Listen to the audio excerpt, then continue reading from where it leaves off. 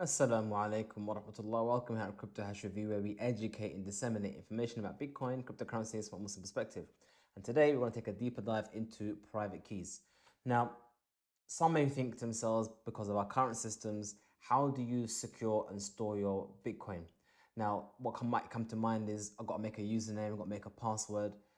But that wouldn't really work very well because if you have a username and a password, I mean, someone somewhere has to store that username and password, and that's a problem.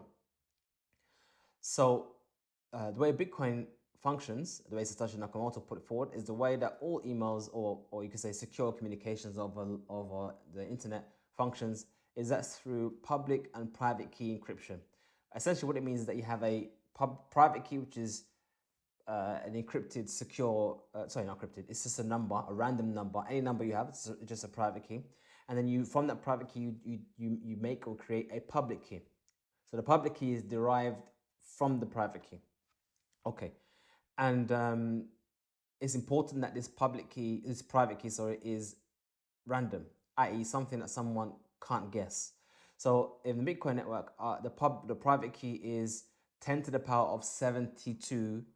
That's how big the number is, i.e. 10 with 72 zeros at the end. That's a huge, huge number. Or put another way, because it's binary, it's 2, as in you've got 0 and 1, that's two numbers. 2 to the power of 256. 2 times 2 times 2 times 2, over and over and over again, 256 times. What does that look like? Looks like this. Here we have a piece of paper, a sheet of paper, and it has 256 spaces. So what I'm going to do, I'm going to take this 50p and I'm going to flip a coin 256 times. So rather than have my computer generate a random number for me, what I'm going to actually do is that I'm going to generate my own random number, something you can do yourself. So I'm going to flip the coin 256 times. And in those 256 times, I'm going to eventually fill in the space and generate my random number. And that would be my private key. So let's fire this thing up. So, blue wallet. Okay. So why would you want to generate your own random private key? Well, obviously a computer can generate a random number, but being a computer, its randomness is not as random as true random events. Like flipping a coin. So let's get started. Oh, before that, actually, let's go back. I need to make sure that if you're gonna follow me, try and follow me on your own phone, Blue Wallet. Make sure advanced mode is on. And once you've done that, when you come here, type in random wallet Bitcoin, and then you have this thing here called provide entropy via dice roll. Entropy basically means randomness. So when it says provide entropy, it means provide randomness. So my body, physically has less entropy than sand on the beach. I.e., my body is organized. You have atoms become molecules, molecules become atoms, molecules becomes organs, blood flow, veins, eyelashes, hair, all that's very, very specific and very organized. So the entropy level is very low. Whereas sand on the beach is just sand on the beach. There's no particular order to it. There's no particular pattern to it. It's just sand on the beach. As an example. Same thing with air. The air is just, there's no particular pattern to the molecules in the air. It's just randomly distributed in the air. That's the level of entropy that exists. That's the meaning of entropy. So I'm going to provide my own entropy. I provide my own randomness, and they have three options.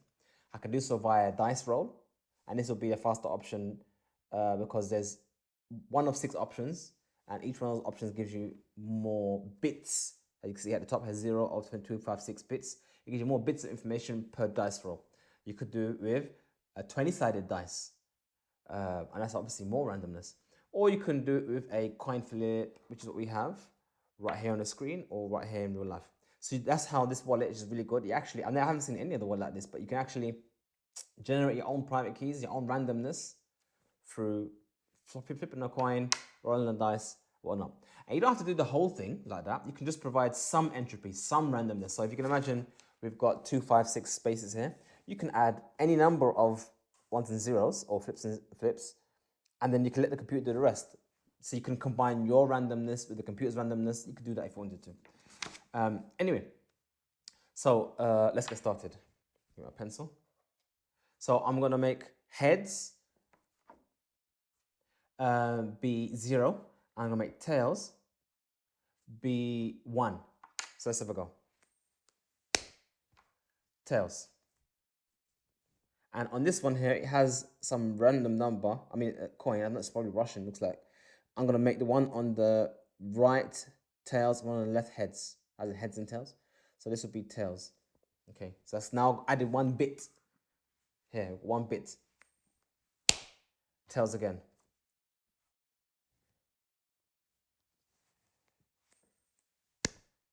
Tails again. Okay, that's 3 tails in a row. Well, what's likely we're getting the 4th one? Tails. Okay, one more time. Must be heads this time. Oh, wait, call it. You got it? Tails. 5 tails in a row. There's something wrong with this coin. Now, what's interesting about flipping a coin and randomness is that if I had 5 tails in a row, like I have now, what's the probability of me getting a 6th tail? As in a 6th one being tails as well. Now we think, oh, it's not likely to have 6 tails because we've already had 5 already. But because the previous flip, because the current flip is not actually dependent on the previous flip, the likelihood of me getting heads or tails the next time around is still 1 in 2. So it's not actually more increase. It's still a 50% chance of getting tails again. So call it. Is it tails or heads? Tails. Wicked. Okay. I mean, that would be epic if I got on camera 256 tails in a row. That'd be epic. But not this time, heads. Okay. I'm going to continue the rest of this on camera because I'm sure it's going to take me a while to do flip a coin right here, put it into the computer 256 times. But that's what I'm going to do. So, catch you on the flip side. This is absolutely insane. Who would have thought it would have taken me almost half an hour flipping this coin? My back is killing me. I can't take this. The things I do for you guys. Delete it. Okay, last one. No, it's not the last one. Now it's the last one. Oh, that is it. No, that is the last one. Yeah, it's the last one. That's it. Done. So we're finished.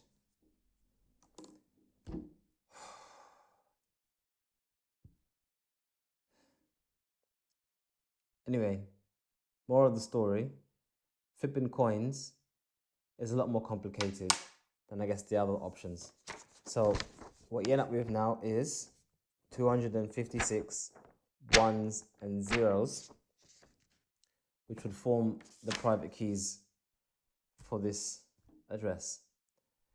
So another way of adding more data rather than just 1 or 0 is to add 1, 2, 3, one of these dice.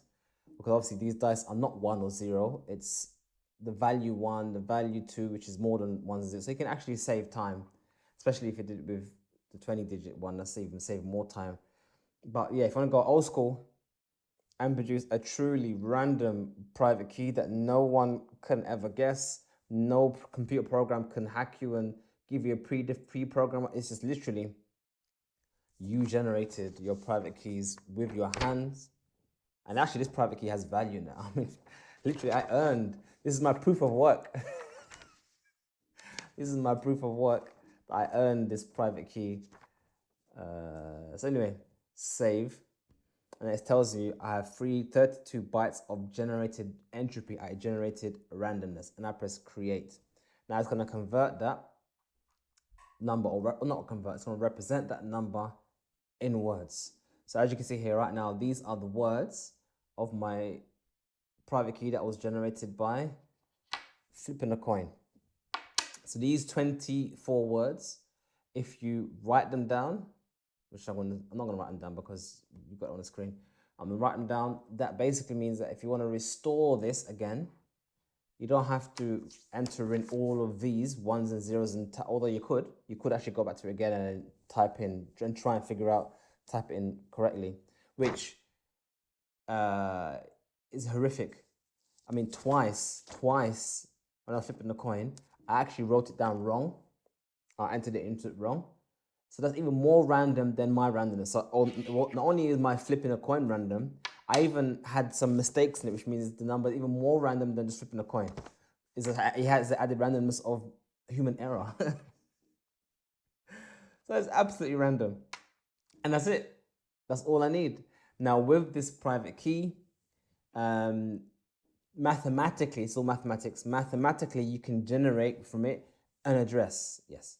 So this address you see here, BC1QQSMXZ, whatever, that particular number address is generated from the private key. So we have a private key, which is your main base. From that, mathematically, you generate a public key, which anyone can have. It doesn't allow you to spend, but it does allow you to make addresses.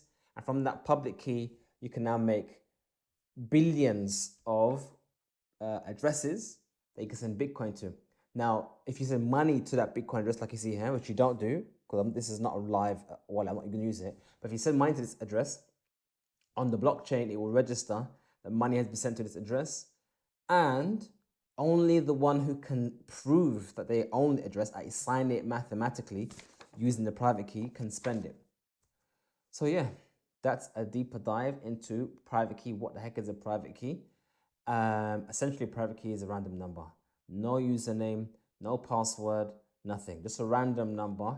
But this random number can generate addresses, and these addresses you can prove came from your private key, because you can't get that address from any other number. It only comes from your private key. And the applications of this system is wide ranging. So not only is this stuff used already in emails and other sorts of online security anyway, because Bitcoin is based on previous technologies, you can even use it for other things. Like, for example, I've seen an implementation where you can actually use your private keys to unlock a lock. So you can actually have a lock on your front door that only the owner of the private key can unlock the lock. So in the future, maybe you have a future one day whereby not only would you have your private keys to spend your funds, you'll even have your private keys to drive your car, unlock your front door, and secure other pieces of data. Possible. Anyway, we hope you find this video beneficial and useful. If you wish to make your own private keys, which I advise you try anyway, just it's a good experience, then you can do so. Maybe use a dice stone. Dice will save a lot of time than a coin.